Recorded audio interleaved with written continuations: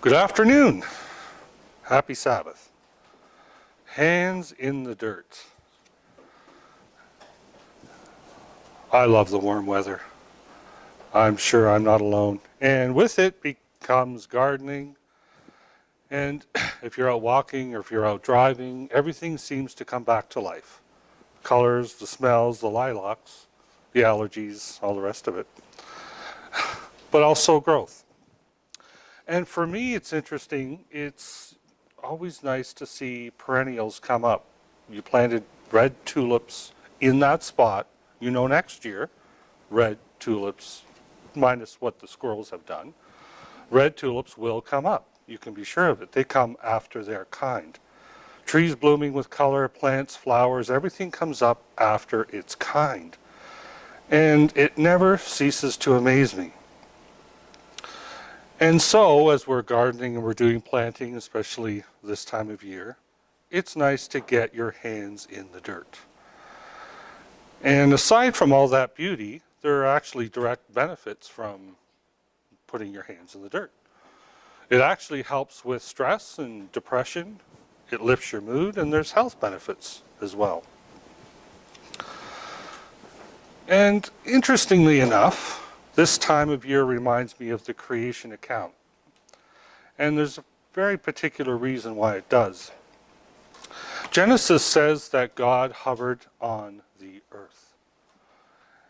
I wonder what he thought as he went through the acts of creation, as he was planning this out. And it says that he caused the dry land to appear, creation of plants, animals, and then finally the humankind. And in that garden, God himself would come and visit and spend time with his creation.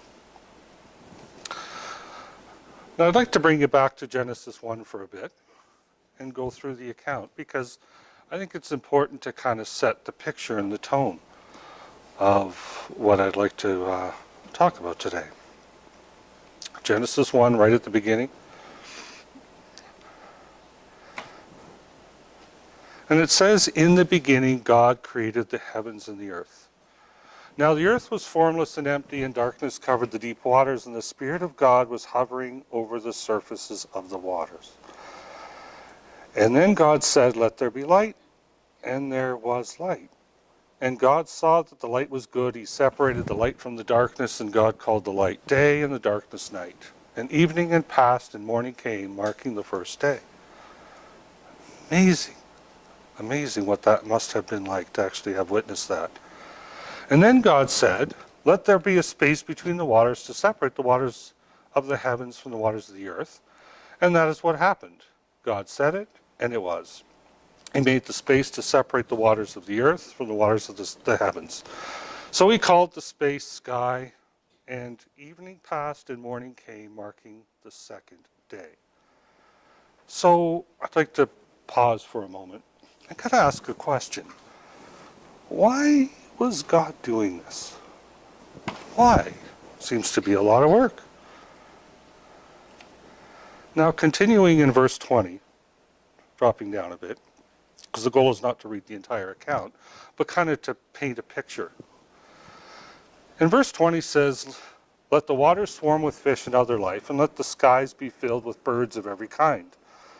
So God created the great sea creatures and every living thing that scurries and swarms in the water, with every sort of bird, and each producing offspring of the same kind. There's that phrase, after the same kind. "And God saw that it was good, and God blessed them, saying, 'Be fruitful, multiply, let the fish fill the seas, and let the birds multiply upon the earth.' Evening passed and morning came, marking the fifth day. Then God said, 'Let the earth produce every sort of animal, each producing offspring of the same kind, livestock, small animals that scurry on the ground, and wild animals.' And that is what happened. God made all sorts of wild animals, livestock, small animals, each able to produce offspring of the same kind. And God reflected and said, 'That's good. That is good.' And then God said, 'Let us make human beings in our image, to be like us.' They will reign over the fish in the sea and the birds in the sky, the livestock and all the wild animals and on the earth, and the small animals that scurry along the ground. Verse 27 says, so God created human beings in his own image. Nothing was created in his image yet. Human beings were.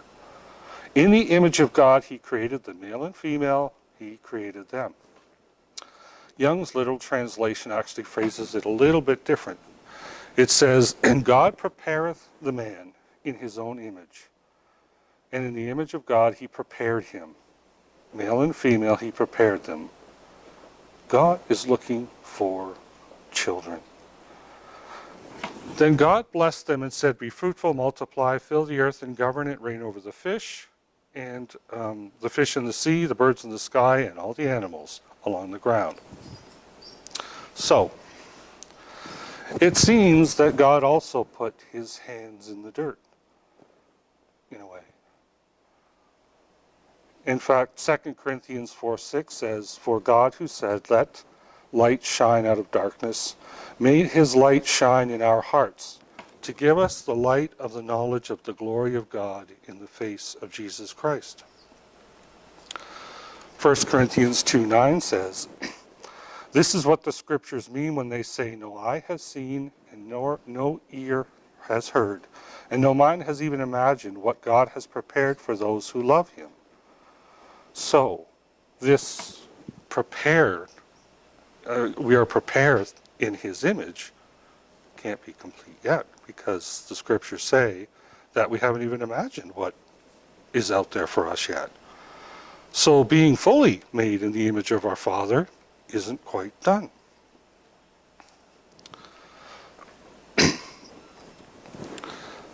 Now, what's our response? We didn't create... So what's our response? So I'd like to kind of shift gears a bit, because that's kind of an awesome thing to realize what's in store for humans.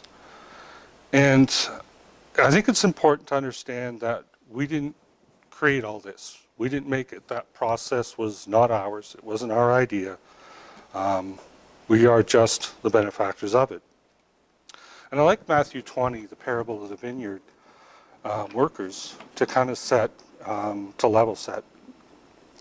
And it says, for the kingdom of heaven is like a landowner who went out early in the morning to hire workers for his vineyard. And he agreed to pay them the normal daily wage and send them out to work. At 9 o'clock in the morning, he was passing by in the marketplace, and he noticed some people were standing around doing nothing.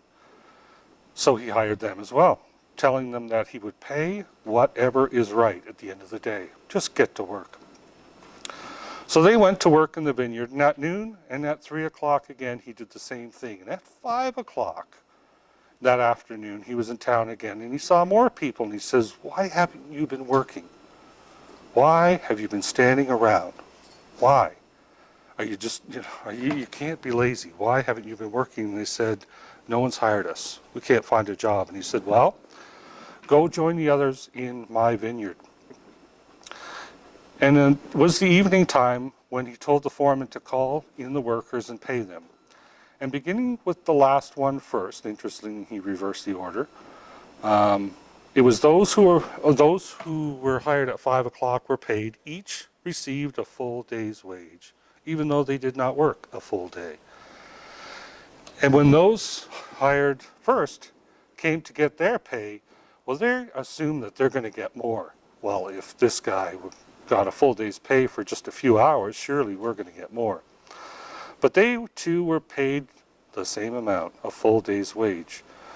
And they received their pay, which was promised to them. They protested. They said, those guys only worked 1 hour, and yet you paid them as much as you paid us. And we worked all day in the scorching heat. And he answered to them, friend, I haven't been unfair. Didn't we agree to work all day for the wage? I've paid you what we agreed to. Take your money and go. I wanted to pay this last worker the same as you. Is it against the law for me to do whatever I want with my money? Should you be jealous because I am kind to others? So those now who are last shall be first, and those who are first shall be last. Now, I don't know what your reward is, or what it will be. But whatever it is, let it be enough. Don't look around and think, oh, well, this person has this gift, and I'll bet you they're going to rule over 10 cities, and they're going to have it. Whatever it is for you, it's enough. It's right. It's what your Father is going to give you, and that's what is right. Don't be jealous looking at others. And the most important thing, which these people didn't get, is you have to consider what your Father has done for you this whole Christian walk. Be glad and content with that. That's an important thing to keep in mind. Another response is that we're all in this together. Now, for the life of me, I think I understand, but I don't understand how there can be issues among God's people. I just, for the life of me, can't get it. 1 Corinthians 3 says, "Dear brothers and sisters, when I was with you, I couldn't talk to you as I would to spiritual people. I had to talk, though, as you belong to this world." That's how Paul had to relate to them. Or as though you were infants in the Christian life. You just couldn't get into deep subjects because you weren't ready for it. "I had to feed you with milk and not solid food because you weren't ready for anything stronger. And in fact, you still aren't ready. For you are still controlled by your sinful nature. You're jealous of one another. You quarrel with each other. Doesn't that prove you're controlled by your sinful nature? Aren't you living like people of the world, just everyone else? You haven't changed. You're not better. You're not being after the Father kind. And when one of you says, hey, I follow Paul, I think he's pretty cool, and that's who my champion is. And another one says, well, Paul, yeah, he's last year. I follow Apollos. Well, aren't you acting like the people of the world? After all, who are these people? We are only God's servants through whom you believe the good news. I would ask the question, who's CGI? Who's WCG? Who's UCG? Each of us, if each of us did the work the Lord gave us. Okay, continuing on to verse 6. I planted the seed in your heart and Apollos watered it. But it was God who made it grow. It's not important who does the planting or who does the watering. That's not what's important. What is important is that God makes it grow. The one who plants and the one who waters works together for the same purpose. And both will be rewarded for their own hard work. For we are both God's workers. And you are God's field. You are God's building. So, one plants, one waters. We all have jobs to do, I think, is the point. And we should be doing them, because if we're not doing them, there's going to be an effect.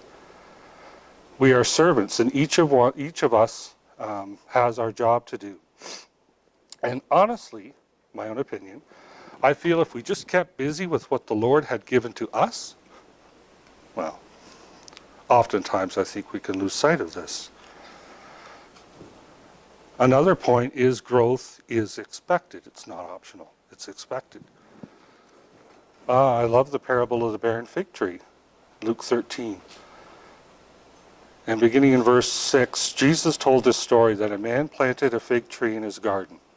And he came again and again to see if there was any fruit on it, and he was always disappointed. Finally, he said to his gardener, I've waited 3 years and there hasn't been one single fig. Cut it down. It's just taking up space. It's useless. It's not fulfilling its function. The gardener answers, Sir, let's give it one more chance. It takes a long time for a tree to grow in order for it to bear fruit. Let's give this thing one more chance.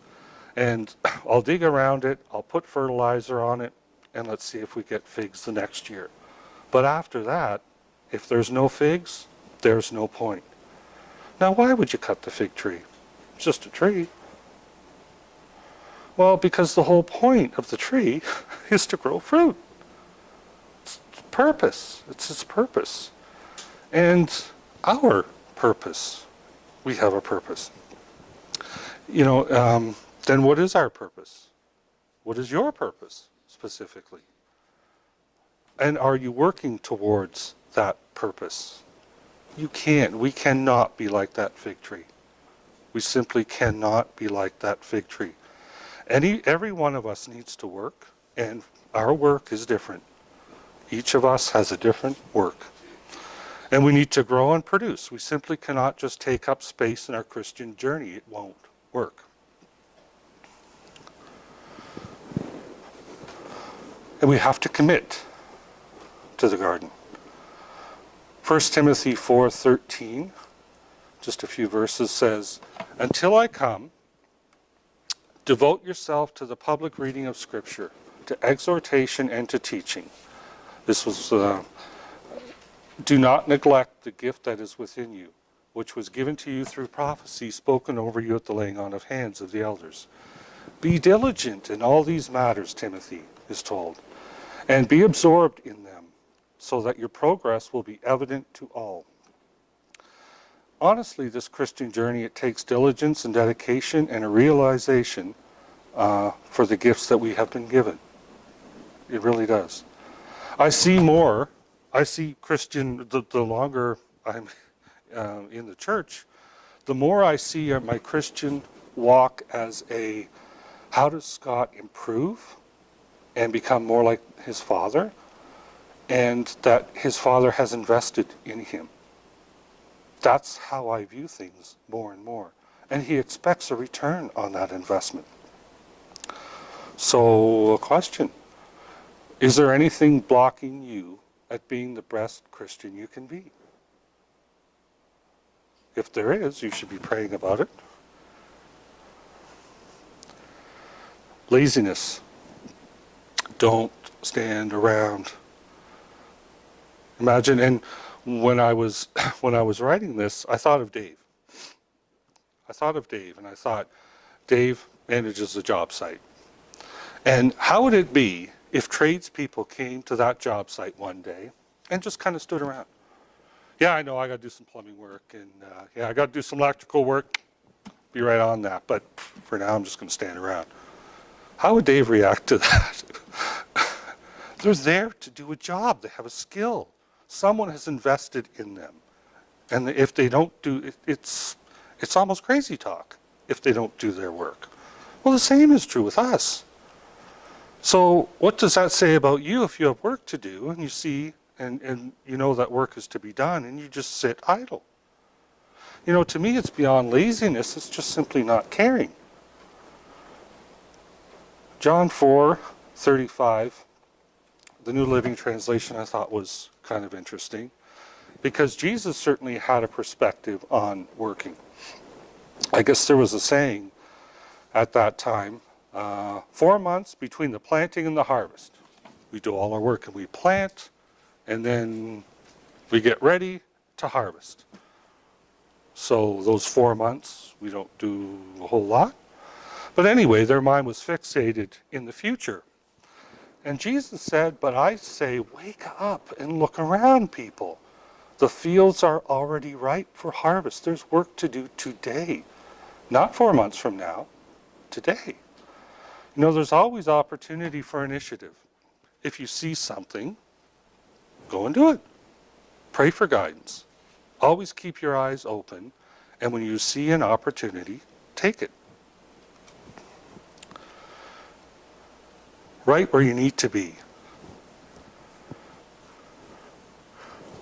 So anybody with experience with planting a garden, or planting trees, or planting bushes, or anything else will soon realize, those little tags that says partial shade?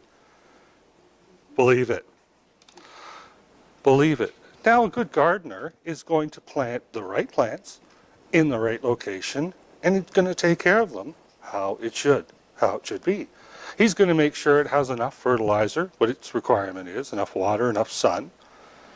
In fact, 1 Corinthians 12 kind of talks a bit about it, where it says, if the whole body were an eye, then where would the sense of hearing be? If the whole body were an ear, where would the sense of smell be? But in fact, God has arranged the members of the body, every one of them according to his design. He has set out his garden. If they were all one part, where would the body be? And Romans 12:6 says, kind of echoes that a bit, where it says, we all have different gifts according to the grace given us. If someone's gift is prophecy, then let him use it in proportion to his faith. Then I got to thinking, God's children are all unique. We're all unique. We're all different. And we have all been called and gifted and placed where you are for a purpose. Like anything in the garden, we are placed in a place where we can grow. Reflecting the image of our Father. And it's interesting, if you plant a tomato plant or a maple tree, what do you expect from it? What happens? Do you expect zucchinis to come? Well, maybe if one was underneath it might. But no, the tomato plant is going to produce tomatoes. That's what you would expect. A garden is an investment in a way. Well, your Father has invested in you. So what does he expect? Well, he expects you to produce. He expects certain results from you, just as you would your garden. And I'd like to leave this with you for now. It's part 1. Creation is not done yet because we're not fully his image yet. And our Father, and it's really important to just understand and kind of let it be meaningful in your own life. What does it mean for you? But our Father is preparing you in his own image. We were obviously born physically in the image of our Father, but now we are to learn about him. We are to grow into the spiritual image of our Father. And a lot of that is looking at your own life and seeing how much of his image is reflected in your life. It's a key question. Now, how do you become like your Father? And the steps you need to take and the example will have to wait for the next time.